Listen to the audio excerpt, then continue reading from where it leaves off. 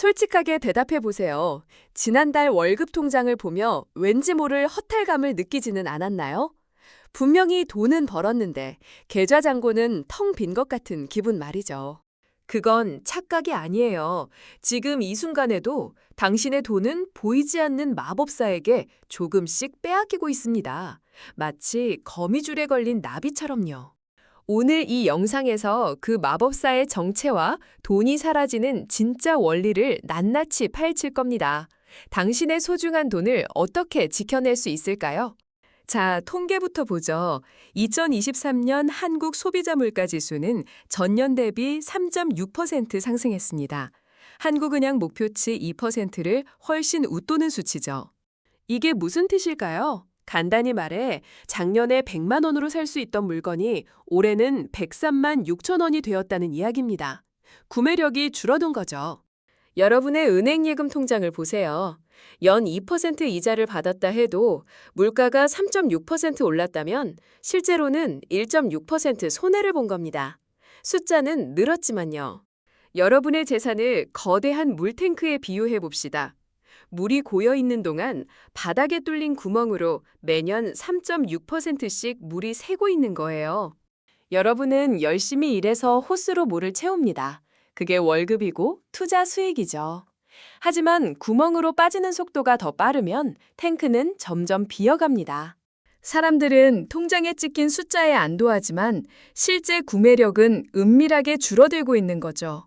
눈에 보이지 않는 이 인플레이션 마법이 핵심입니다. 그런데 이 새어나간 물이 그냥 사라지는 게 아니라는 걸 아세요? 이 물은 다른 누군가의 탱크를 채우고 있습니다. 바로 부의 이론이죠. 과연 이 보이지 않는 마법사는 누구의 주머니를 털어 누구에게 넘겨주고 있을까요? 그리고 왜 우리는 매번 당하기만 하는 걸까요? 오늘 그 불편한 진실을 직시하고 여러분의 지갑을 지킬 현실적인 방어 전략까지 알려드리겠습니다. 지금부터 집중하세요. 이 마법이 어떻게 작동하는지 이해하는 것이 첫걸음입니다. 물가가 오르는 단순한 현상 그 이상의 이야기가 숨겨져 있으니까요. 자, 이제 인플레이션 마법의 첫 번째 트릭을 알려드리죠. 바로 채권자에서 채무자로의 부의 이동입니다. 반직관적이지만 놀라운 사실이죠. 1970년대 대한민국을 떠올려 보세요. 당시 주택담보대출 금리는 연 20%를 넘었습니다. 지금으로서는 상상하기 어려운 수치였죠. 하지만 그때 용기를 내어 빚을 내 집을 샀던 사람들은 어땠을까요? 10년 뒤 그들의 자산은 엄청나게 불어나 있었습니다. 왜일까요? 당시 물가 상승률은 연 10%를 훌쩍 넘겼습니다. 빚낸 사람들은 이자 부담이 컸지만 시간이 흐를수록 갚아야 할 돈의 가치는 점점 가벼워졌습니다. 반대로 은행에 저축만 했던 사람들은 손해를 봤죠. 그들의 돈은 숫자는 그대로였지만 실질 구매력은 매년 10%씩 녹아내렸던 겁니다. 인플레이션은 부채의 무게를 실질적으로 줄여주는 마법을 부립니다. 똑같은 1억 원이라도 10년 뒤에 1억 원은 훨씬 가벼운 가치니까요. 그러나 여기서 핵심은 좋은 빚과 나쁜 빚을 구분하는 겁니다. 가치가 오르는 자산을 사는 데 쓴 빚은 마법을 부리지만 소비에 쓴 빚은 독이 됩니다. 만약 빚으로 명품 가방이나 외제차를 샀다면 그건 부채의 무게를 줄이는 게 아니라 오히려 미래의 당신을 짓누르는 족쇄가 될 뿐입니다. 더 교묘한 마법입니다. 18세기 경제학자 켄틸론이 발견한 켄틸론 후빠입니다. 새로 풀린 돈이 모든 사람에게 동시에 도달하지 않는다는 거죠. 상상해보세요. 정부가 경제 활성화를 위해 100조 원을 풀었습니다. 이 돈은 은행을 통해 대기업과 자산가들에게 가장 먼저 흘러들어갑니다. 그들은 아직 가격이 오르지 않은 상태에서 주식, 부동산 같은 자산에 투자합니다. 마치 축제 시작 전날 좋은 물건을 미리 사는 것과 같죠. 그다음 돈은 중소기업과 고소득 전문직에게로 이동하며 서서히 자산 가격을 밀어올립니다. 이때쯤이면 일반인들은 뒤늦게 소식을 듣게 됩니다. 결국 월급쟁이와 저소득층에게 돈이 도달할 때는 이미 자산 가격이 폭등한 후입니다. 그들은 오른 물가만 체감하며 구매력 손실을 겪게 되죠. 이것은 법을 어긴 것도 누가 나쁜 짓을 한 것도 아닙니다. 그저 돈이 흐르는 순서가 정해져 있을 뿐이고 먼저 받는 사람이 유리한 시스템인 거죠. 캔틸론 효과는 인플레이션이라는 마법이 어떻게 부를 소리 없이 재분배하는지 보여주는 가장 강력한 증거입니다. 이 흐름을 이해해야 합니다. 자, 이제 인플레이션 마법의 가장 거대한 주체, 바로 국가의 역할을 파헤칠 시간입니다. 가장 큰 빚쟁이가 누구인지 아세요? 바로 정부입니다.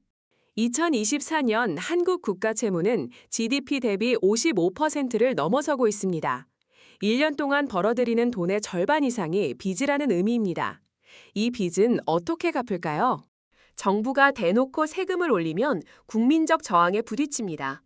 하지만 인플레이션을 이용하면 조용히 아무도 모르게 빚을 줄일 수 있습니다. 금융 억압이죠. 이해하기 쉽게 비유해 볼까요? 당신이 조카에게 1년 뒤 갚기로 하고 10,000원을 빌려줬습니다. 당시 10,000원은 피자 한 판 가격이었죠. 1년 뒤 조카가 10,000원을 갚았습니다. 약속은 지켰지만 그 사이 물가가 50% 올라 피자 한 판 가격이 15,000원이 됐다면요? 당신은 실질적으로 손해를 봤죠. 빌려줄 때 10,000원의 가치와 받을 때 10,000원의 가치가 다른 겁니다. 이게 바로 정부가 국민에게 하는 짓입니다. 여러분의 돈 가치를 야금야금 깎는 거죠. 구체적인 사례를 봅시다. 2020년 정부가 100조 원의 국채를 발행했습니다.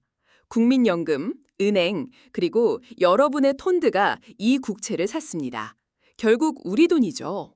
5년 뒤인 2025년 정부는 100조 원을 갚습니다.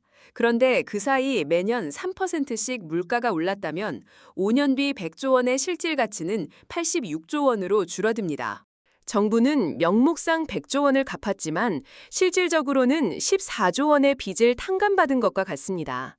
24조 원은 어디서 나왔을까요? 바로 국민들의 지갑에서요. 이것이 바로 보이지 않는 세금입니다. 국민들은 세금이 오르지 않았다고 안도하지만 그들의 구매력은 인플레이션이라는 이름으로 조용히 빼앗긴 거죠. 역사적 사례는 더욱 섬뜩합니다. 2차 세계대전 후 미국은 GDP의 120%에 달하는 빚을 졌지만 세금을 올리는 대신 물가를 꾸준히 올렸습니다. 1950년대부터 1970년대까지 20년간 물가는 두세 배 올랐고 결과적으로 GDP 대비 부채 비율은 30%로 떨어졌습니다. 빚을 실질적으로 갚은 게 아니죠. 누가 그 비용을 냈을까요? 바로 저축하고 국채를 샀던 국민들입니다. 그들의 구매력이 녹아서 정부의 빚이 가벼워진 겁니다. 섬뜩하지 않나요?